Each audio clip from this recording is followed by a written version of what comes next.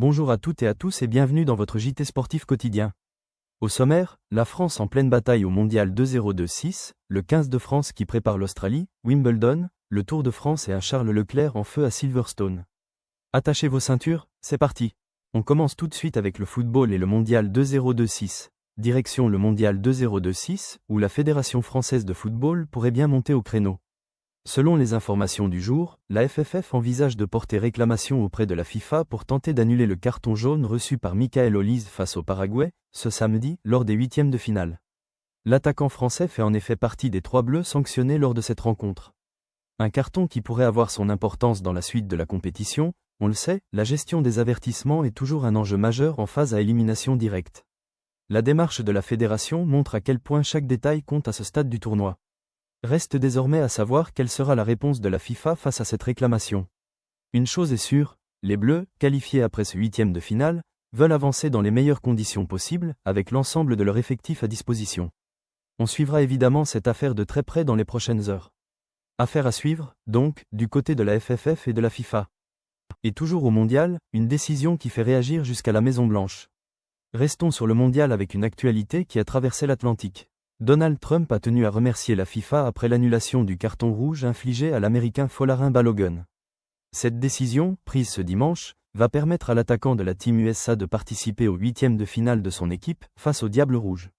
Une intervention remarquée du président américain, qui témoigne de l'attention portée à cette Coupe du Monde outre-Atlantique. Pour les États-Unis, c'est évidemment une excellente nouvelle. Balogun sera bien disponible pour ce choc décisif face à la Belgique. On imagine le soulagement du côté de la sélection américaine, qui récupère l'un de ses éléments offensifs pour un match couperet.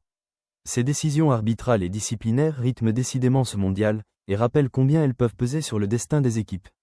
La Team USA aborde donc ce huitième de finale au complet, avec l'appui, on l'a vu, jusqu'au sommet de l'État.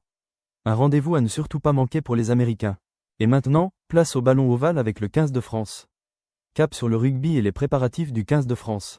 Après leur court revers face aux Néo-Zélandais, les Bleus vont défier dès samedi prochain les Australiens à Brisbane, avec un coup d'envoi programmé à 9h40, heure française. Et les questions ne manquent pas autour de la composition d'équipe. Avec des finalistes du top 14 dans le groupe, le débat fait rage entre Jalibert et Ntamak. Selon les dernières indications, Mathieu Jalibert pourrait être aligné à l'arrière, avec Romain Ntamak à l'ouverture. Un choix tactique qui suscite forcément les discussions. Rotation ou continuité, c'est toute la réflexion du staff pour ce déplacement en Australie. Après avoir frôlé l'exploit chez les All Blacks, les Bleus voudront confirmer leur belle dynamique face aux Wallabies. Ce match à Brisbane s'annonce donc passionnant, avec des choix de composition scrutés de près par les observateurs. Rendez-vous samedi prochain pour découvrir le visage de cette équipe de France et voir si elle parvient à s'imposer sur les terres australiennes. Le suspense reste entier. Restons dans l'ambiance avec le grand récap du week-end sportif. Le week-end sportif a été particulièrement dense, faisons le point ensemble. En football, l'équipe de France s'est qualifiée en quart de finale du mondial, avec Mbappé et les Bleus qui ont su s'imposer en huitième de finale contre un Paraguay accrocheur et parfois hors des limites. Une belle démonstration de caractère samedi de la part des Français. Sur le Tour de France, Vingegaard s'est emparé du maillot jaune, mais Pogacar s'est déjà montré omniprésent, promesse d'une bataille intense pour la suite. Et sur la pelouse ovale, le 15 de France a frôlé l'exploit chez les All Blacks en s'inclinant de justesse. Un week-end riche en émotions et en enseignements sur tous les fronts. Le football, le cyclisme et le rugby ont offert leur lot de suspense et de rebondissements. On retiendra surtout cette force de caractère affichée par les Bleus du football face au Paraguay. Bref, un condensé de sport de haut niveau qui promet encore de belles semaines à venir. On continue de suivre tout cela pour vous, au plus près de l'actualité. Et maintenant, direction le gazon londonien de Wimbledon. Le tennis nous emmène désormais du côté de Wimbledon avec une belle performance américaine. Coco Gauff s'est offert ce dimanche son tout premier quart de finale à Londres. Pour décrocher ce ticket, l'Américaine a dû sortir la demi-finaliste sortante Belinda Bencic, au terme d'un match disputé en 3 manches. Une victoire de prestige qui marque une étape importante dans le parcours de Gauff sur le gazon anglais, elle qui atteint donc pour la première fois ce stade de la compétition à Wimbledon. On connaît le talent de la jeune Américaine, mais s'imposer sur cette surface si particulière n'est jamais chose aisée. Ce succès face à une joueuse expérimentée comme Bencic en dit long sur ses ambitions dans ce tournoi du Grand Chelem. Coco Gauff continue donc son aventure londonienne et se rapproche encore un peu plus du dernier carré. Un quart de finale qui s'annonce déjà comme un rendez-vous à ne pas manquer pour les amateurs de tennis. On suivra avec attention la suite du parcours de l'Américaine sur le mythique gazon de Wimbledon. Restons dans les raquettes avec le tennis de table et Félix Lebrun. changement de discipline avec le tennis de table et une déception pour les couleurs françaises. Félix Lebrun a été si près et pourtant si loin de la finale de l'US Smash. Le Français a en effet échoué en demi-finale de ce grand chelem américain face au Japonais Sora Matsushima. Et quel match! Il aura fallu 5 manches extrêmement serrées pour départager les deux hommes. Matsushima s'est finalement imposé sur le score de 10-12, 7-11, 12-10, 10-12, 10-12. Vous l'aurez compris, chaque set s'est joué sur le fil, avec des écarts minimes qui témoignent de l'intensité du duel. Lebrun est passé tout près de l'exploit, mais le Japonais a su faire la différence dans les moments cruciaux. Une élimination frustrante pour le pongiste français, tant la marge était infime. Mais cette demi-finale confirme, une fois encore, le très haut niveau de Félix Lebrun sur la scène internationale. Il faudra vite se relever de cette désillusion. On garde confiance, le talent est bien là, et les prochains rendez-vous offriront de nouvelles occasions de briller. Bravo à lui pour ce beau parcours à l'US Smash. Et maintenant, en selle pour le Tour de France et ses coulisses. Le Tour de France, parlons-en sous un angle un peu différent, celui des récompenses. Combien gagnent réellement les coureurs sur la grande boucle? Les organisateurs disposent en effet d'une cagnotte de 2,6 millions d'euros pour récompenser les coureurs à travers des dizaines de primes de nature différentes.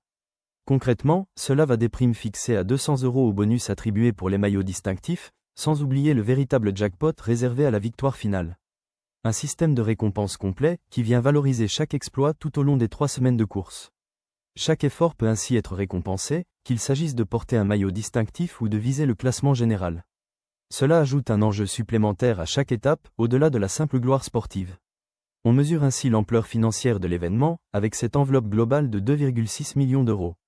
De quoi motiver l'ensemble du peloton à se surpasser sur les routes du Tour. Une plongée intéressante dans les coulisses économiques de la plus grande course cycliste du monde. Le sport, aussi, a ses récompenses.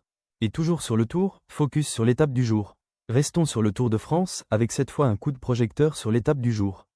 Il s'agit de la 3e étape de cette édition, et elle promet d'être un véritable moment de vérité. Le départ sera donné depuis Granollers, avant une arrivée dans l'Hexagone, aux Angles. Une étape transfrontalière donc, qui ramène le peloton en territoire français. Profil, horaire, favoris, tout est passé au crible pour vous permettre de suivre au mieux cette journée de course. Ce type d'étape peut réserver bien des surprises et créer les premiers écarts significatifs au classement général. Les coureurs devront rester vigilants et parfaitement placés pour ne pas se faire piéger. L'arrivée aux Angles constitue un rendez-vous attendu, susceptible de rebattre les cartes entre les favoris. On garde donc un œil attentif sur cette 3e étape, qui pourrait déjà dessiner les grandes lignes de ce Tour de France. De Granollers jusqu'aux Angles, le spectacle est garanti sur les routes de la Grande Boucle. Restez avec nous pour ne rien rater de cette journée cycliste qui s'annonce décisive. Accélérons maintenant avec la Formule 1 et le Grand Prix de Grande-Bretagne. Cap sur la Formule 1, avec un immense moment pour les couleurs monégasques.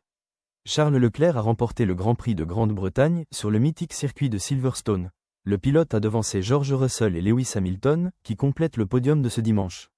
Une victoire d'autant plus savoureuse qu'il s'agit de sa première depuis le 20 octobre 2024. Autant dire une belle délivrance pour le Monégasque, qui retrouve enfin le goût du succès sur l'une des pistes les plus prestigieuses du calendrier. On notera également la belle performance d'Isaac Hadjar, qui a terminé 5e de cette course. Un joli résultat pour le Français, qui confirme son potentiel en Formule 1. Ce Grand Prix de Silverstone restera donc marqué par le retour au premier plan de Charles Leclerc, après de longs mois d'attente. Une victoire qui fait forcément du bien au moral et qui relance les ambitions. Bravo à lui pour ce succès et à Hadjar pour cette accroche dans le top 5. La Formule 1 nous a offert un très beau spectacle ce week-end sur les terres britanniques. On en redemande. Et pour terminer, restons en F1 avec un Français aux commandes de Red Bull. On termine ce JT en Formule 1 avec le portrait d'un homme fort du paddock, Laurent Mekies. Nommé directeur de l'écurie Red Bull en 2025, ce Français de 49 ans s'est donné une mission claire, replacer son équipe au sommet de la discipline. Décrit comme une véritable force tranquille, Mekies veut ramener Red Bull et le quadruple champion du monde Max Verstappen vers la victoire. Un défi de taille, surtout après un début de saison qualifié de difficile pour l'écurie autrichienne.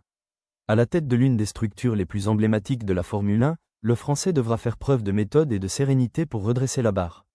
Son objectif est ambitieux, mais son profil semble taillé pour relever ce genre de challenge. Voir un Français occuper un poste aussi stratégique est en tout cas une belle fierté pour notre pays. On suivra avec attention le travail de Laurent Mekies dans les prochaines courses, pour voir si Red Bull et Verstappen retrouvent le chemin des sommets.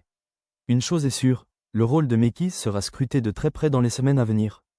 Voilà qui referme ce JT sportif riche en émotions, du mondial au Tour de France, en passant par la F1 et le tennis. On se retrouve très vite pour de nouvelles actualités. Abonnez-vous pour ne rien manquer.